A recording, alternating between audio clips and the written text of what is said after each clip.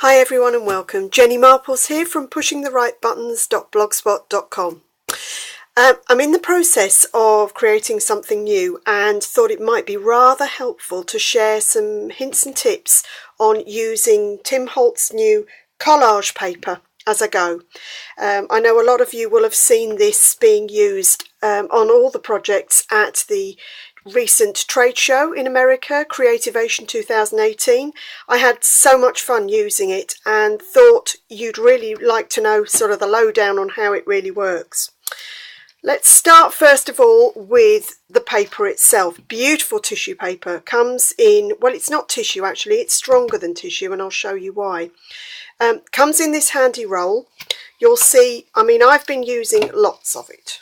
And you can see here, you get oceans. Let's turn it the right way around. You get oceans of this stuff on a roll. Really, really handy. About 6 inches tall. So great for being able to double up on your longer projects. Perfect for cards and smaller projects all in one go.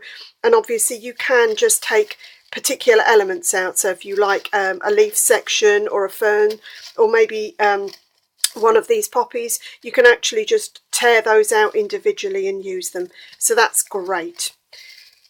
You'll have seen with that one, it's actually black and white. I love working with the black and white, and there are some coloured ones out there for you guys who would prefer to just have something all coloured and ready done. But I really like the black and white version because it means that I can coordinate it with any other project that I'm doing. So you'll see here I've actually torn off a small panel to fit the size of a piece of fabric that I'm going to be working on.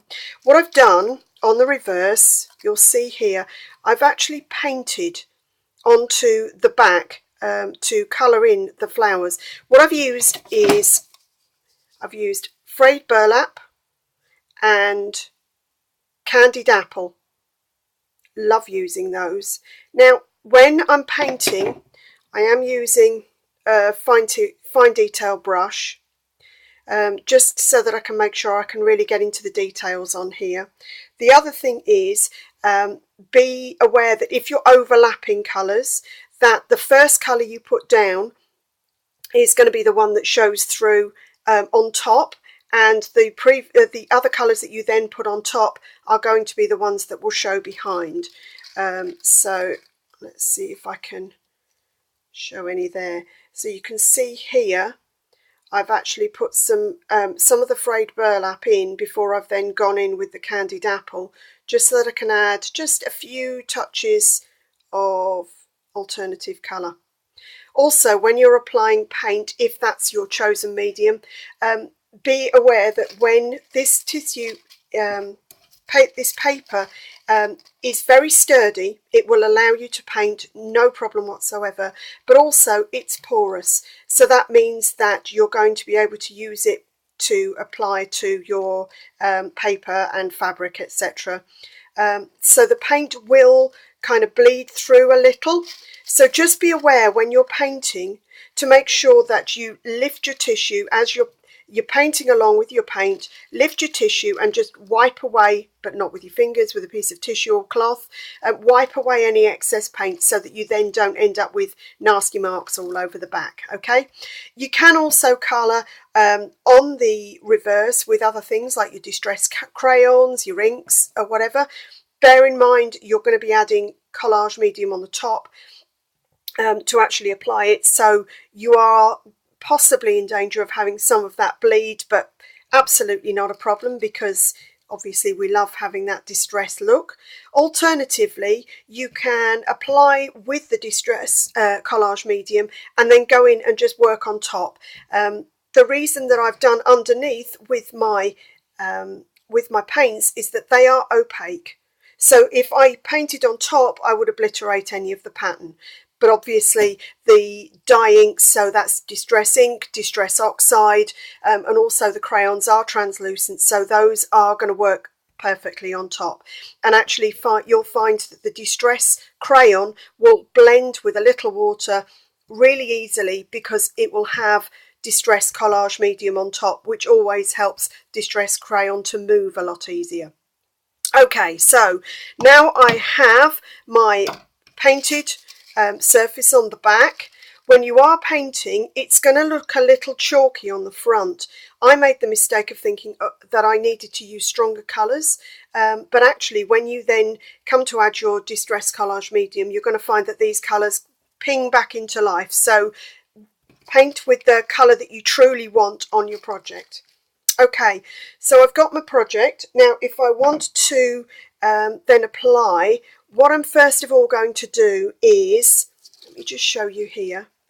Can you see the edge has been just tattered slightly? I find that a rough edge, an uneven edge, just works so much easier when then applying to a project. And it's an easy thing to do. All I'm doing is I've got my fine detail water brush, just applying a tiny amount of water along the edge. Let that soak in, doesn't take long, and then I'm just going along with my fingernail, or you can use your tweezers or whatever, just to pull out some of that tissue, just to give it that raggedy edge, rather than having a harsh line at the end. Okay, so you can see it's that easy to remove. So with that done, what I'm now going to do is just apply it to, I've got a piece of fabric here, some of Tim's correspondence line, so already cut and ready. So now it comes for, you'll see there it measures up nicely. Now I'm going to add the Distress Collage Medium. I'm using the matte one here because it will dry translucent, and that's exactly, or transparent I should say, and that's exactly what I want, because I want the colour to show through. If you are using something and you actually want to get an inbuilt vintage vibe, you can always use the vintage version of this.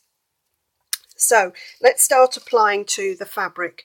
I'm going to start from the top, and you will notice on this that I'm going to be really generous. Now I'm really generous with the collage glue when I am the collage medium when I'm applying it to card anyway, because I'm finding that if you are more generous with it, let's just apply that in place, there we go, the more generous you are with it, the better results you get. The tissue will have that, if you don't cover it completely on the back, you will get a little bit of a white chalky effect to the top. You can see here, look, I'm smoothing it across here, and now I'll just use my brush to go back in. If you do get any kind of chalky look to it, there's a couple of ways for dealing with that. First of all, you can see this stuff's very, very strong, but you can always go back in and just lift a portion here and just apply a little more of the glue.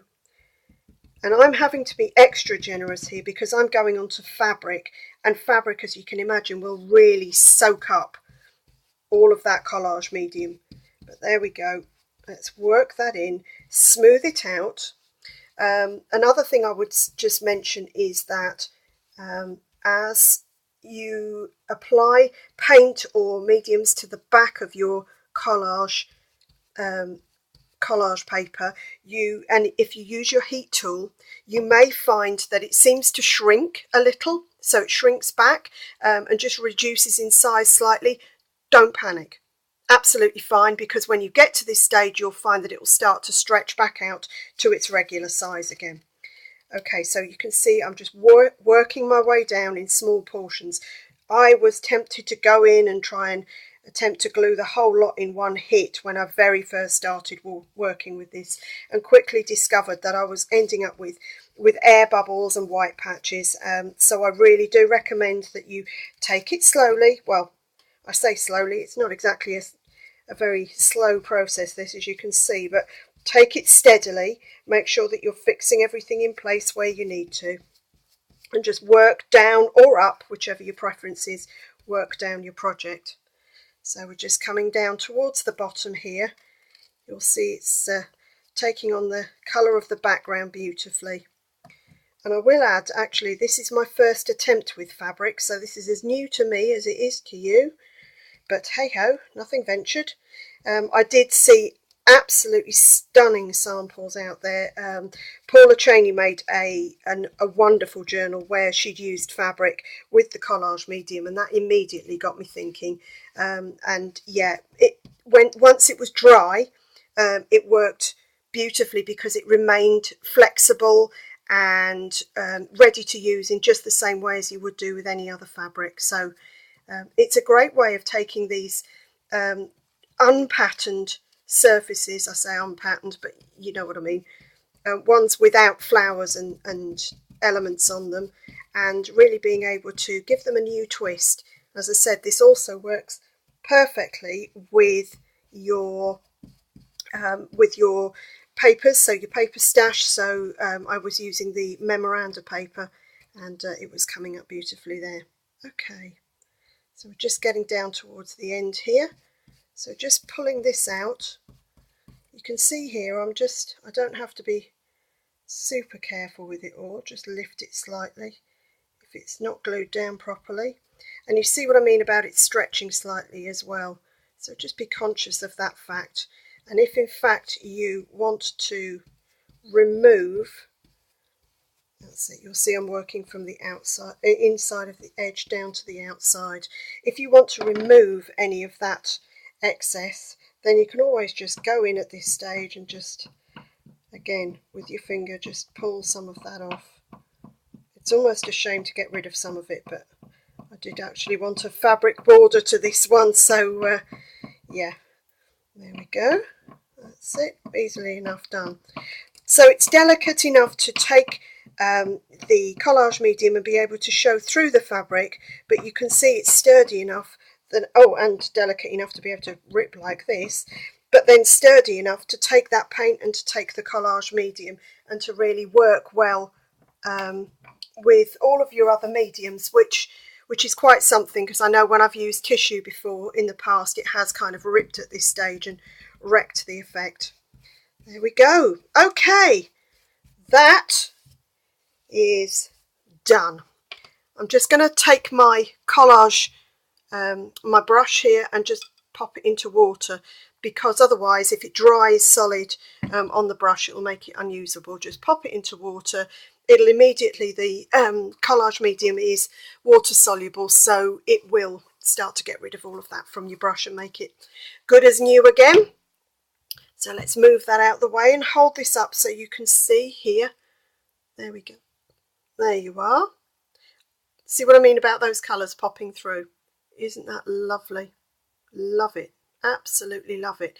Now with this, I'm now going to allow it to dry before I start to work on it again. As I said, it's still got that flexibility of fabric. That's not gone anywhere. And once this is dry, it will be ready to use. Okay, hope that's helped. I'm going to be using this in a project that I will be posting in a couple of weeks, so obviously you'll get to see. I'm planning on stitching over the top and all sorts of things, so please keep an eye out for that. As I said, my blog is pushingtherightbuttons.blogspot.com. Also, please keep your eyes peeled. Coming very, very soon, we actually have a fantastic roundup of some very exciting projects from the show, so stay tuned for that. I know it's one that a lot of people have been asking for already, so yep. And now your retailers are starting to get their pre-orders listed. Make sure you keep your eyes peeled, and of course if you have any questions, if you could link them, if you could leave a comment in the box below and give me a thumbs up. And if you're happy, subscribe, that would be great, and I'll be back with more tutorials. For now, bye!